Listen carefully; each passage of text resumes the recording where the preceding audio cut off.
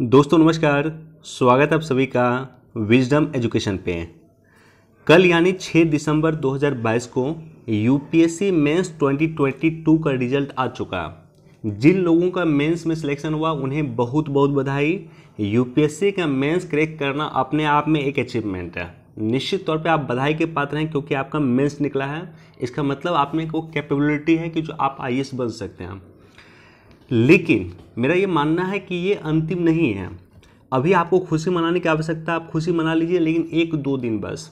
उसके बाद आपको लगना है इंटरव्यू में, क्योंकि इंटरव्यू भी इम्पॉर्टेंट स्टेप होता है।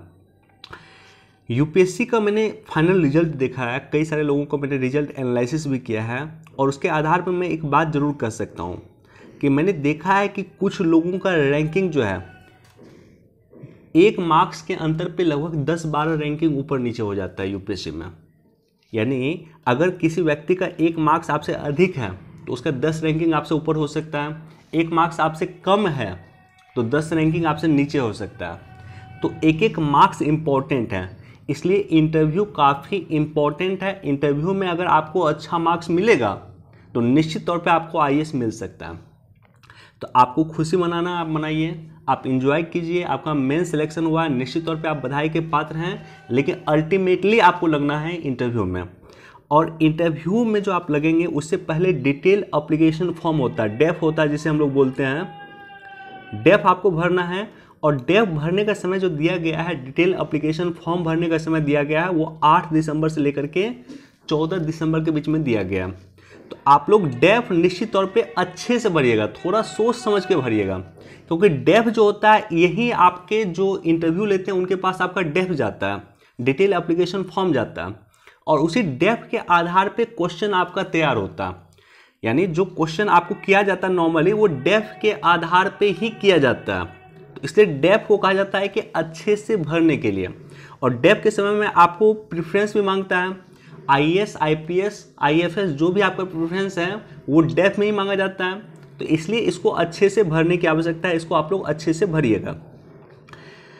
दोस्तों, एक खेप बचा है शेष, किसी भी दो उसे पार कर जाओ, वह देखो उस पार चमकता है मंदिर प्रियतम का।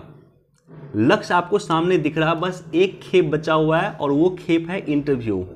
इंटरव्यू को अच्छे से करने की आवश्यकता है 100%।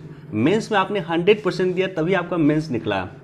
इंटरव्यू में भी आप 100% दे दीजिए, इंटरव्यू भी आपका निकल जाएगा, और निश्चित तौर पे आप आईएएस आपको अलॉट हो सकता है, आईपीएस आपको अलॉट हो सकता है, आईएफएस आपको अलॉट हो सकता है, जो आपकी इच्छा है।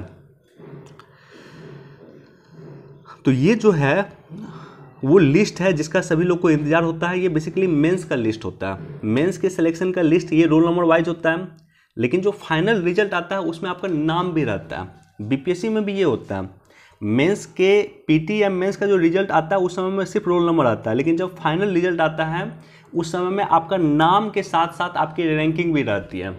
तो फाइनल लिस्ट में भी नाम आप लोगों को लाना है, ये आपको ध्यान रखना। चलिए आप लोग इंटरव्यू में लग जाइए। ऑल द बेस्ट आप सभी को। और जो नए लोग हैं, जो नए लोग तैयारी कर रहे हैं, उनके लिए मेरा सिर्फ एक संदेश है। धोनी को मैं इंडिया का एक बेस्ट कैप्टन मानता हूँ, और धोनी का एक बहुत इंपॉर्टेंट स्टेटमेंट है कि success is by product of process, success is by product of hard work. तो सफलता जो होती है वो जो प्रोसेस होता है, प्रक्रिया होता है, जो हार्ड वर्क होता है, उसका बाय प्रोडक्ट है। यानी आपने प्रोसेस को फॉलो किया, आपने निश्चित प्रक्रिया को फॉलो किया, तो सफलता निश्चित तौर पर मिलेगी। चलिए बहुत बहुत धन्यवाद आप लोगों का, मिलते हैं नेक्स्ट वीडियो में।